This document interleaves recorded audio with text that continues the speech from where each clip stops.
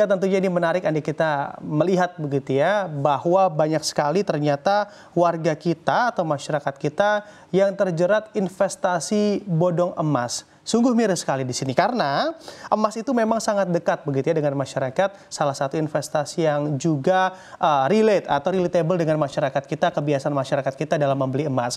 Kalau kita lihat dari kasusnya begitu, dalam waktu dekat ini di Depok, sebanyak 25 warga Depok tertipu hingga 20 miliar rupiah karena investasi bodong emas. Kalau dari kacamata hukum melihatnya seperti apa sih? Apa sih yang salah dari hal ini, Mas Andika? Silakan. Ya, baik. Terima kasih. Saya akan menanggapi fenomena investasi emas bodong ya, yang telah menghebohkan masyarakat memang di akhir-akhir ini dengan berbagai macam modus tentunya.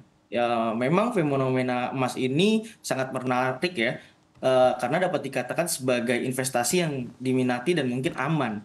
Karena emas ini juga menjadi aset safe haven atau aset yang mampu terjaga nilainya meskipun perekonomian global sedang tidak stabil gitu.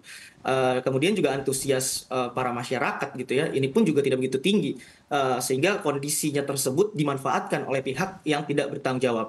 Nggak sedikit korban yang terkecoh memang dengan kita lihat seperti halnya legalitas ya, perusahaan investasi bodong, apalagi seperti ada pencantuman nama-nama besar seperti Antam misalnya, dan juga ada juga mengaku-ngaku sudah bermitra dengan perusahaan yang legit and legal di dalamnya.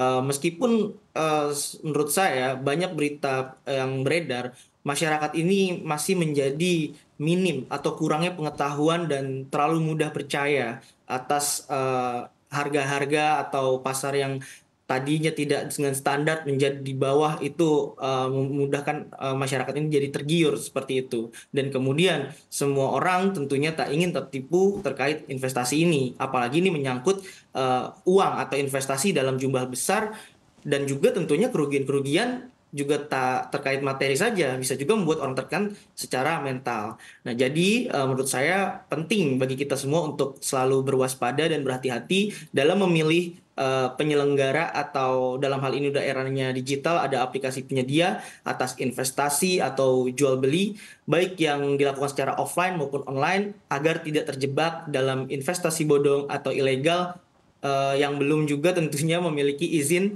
dari Otoritas Jasa Keuangan atau OJK ataupun dari Bapepti.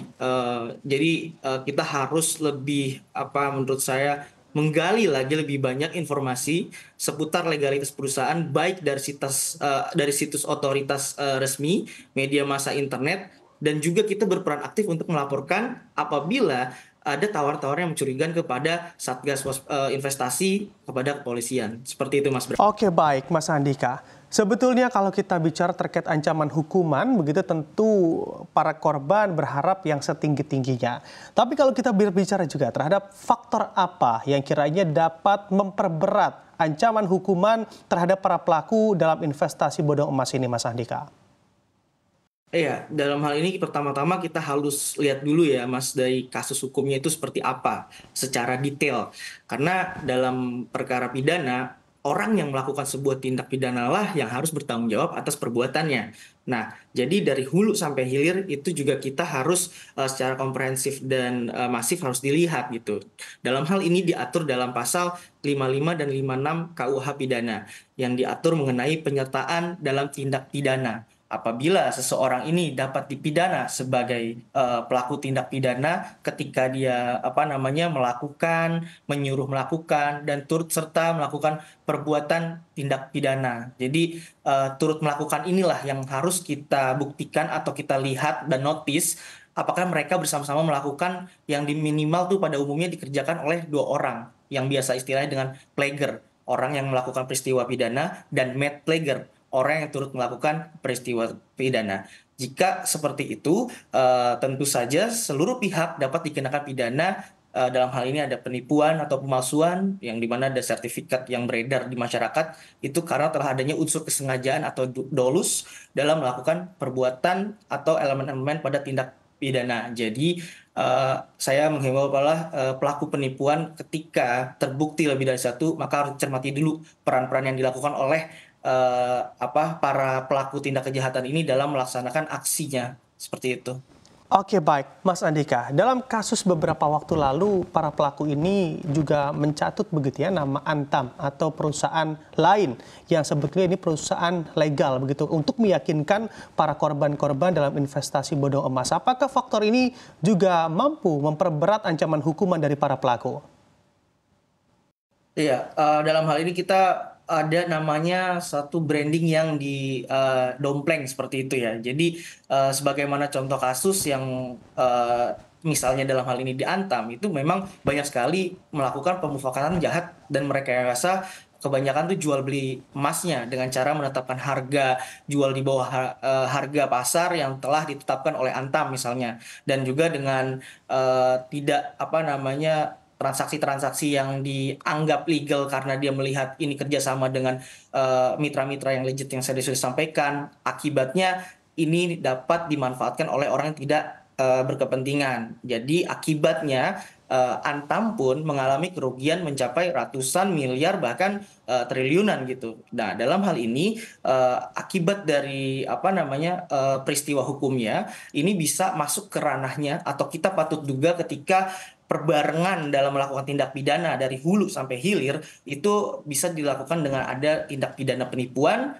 penggelapan, ancaman pun juga masuk, dan juga tentunya khusus Antam adanya pencemaran nama baik terhadap institusi begitu. Dan juga jika dilakukan secara online, kemudian ITE ini pun juga memperkenakan ke dalam unsur-unsur yang telah dipaparkan dalam peristiwanya. Jadi dalam hal ini hal-hal dalam melakukan aksinya itu sudah diatur ketentuannya masing-masing dalam Kitab Undang-Undang Hukum Pidana. Oke, baik. Secara teknisnya, Mas Andika, apakah memang untuk dari Antam sendiri bisa melaporkan dan memberikan ancaman, tentunya ancaman hukuman yang lebih berat begitu bagi para pelaku, dan kiranya juga beriringan dengan laporan-laporan dari para korban yang juga merasa dirugikan oleh para pelaku investasi bodong emas ini? Ya, ini sangat menarik dan memang harus berperan aktif tentunya bagi pihak Antam maupun juga korban serta masyarakat umumnya. Jadi bagi para korban atau masyarakat yang telah dirugikan memang harus berperan aktif untuk membuat laporan pidana. Pertama itu dulu, karena di sini banyak sekali unsur-unsurnya sudah terpenuhi kalau kita lihat dalam konteks peristiwanya. Dan kemudian ketika hal-hal yang diiming-imingkan atau material atau kerugian yang kita derita selaku person atau orang perorangan, maka dapat mengajukan juga secara keperdataan berdasarkan pasal 1365 Kitab Undang-Undang Hukum Perdata. Jadi korban ini bisa mengajukan ganti rugi yang disebabkan kesalahan-kesalahan orang lain, tapi catatannya bagi saya adalah harus kuat memang dalam pembuktiannya. Jadi dalam hal ini harus mulai dari sekarang kita lihat dari pembuktian-pembuktiannya seperti dalam transaksi secara digital ataupun konvensional dan manual. Kita lihat juga secara apa namanya percakapan antara para pihak, dan juga kita lihat bukti-bukti transfer yang memang sudah dilakukan investasi dalam perbuatan hukum yang mengatasnamakan begitu ya dengan Antam. Oke,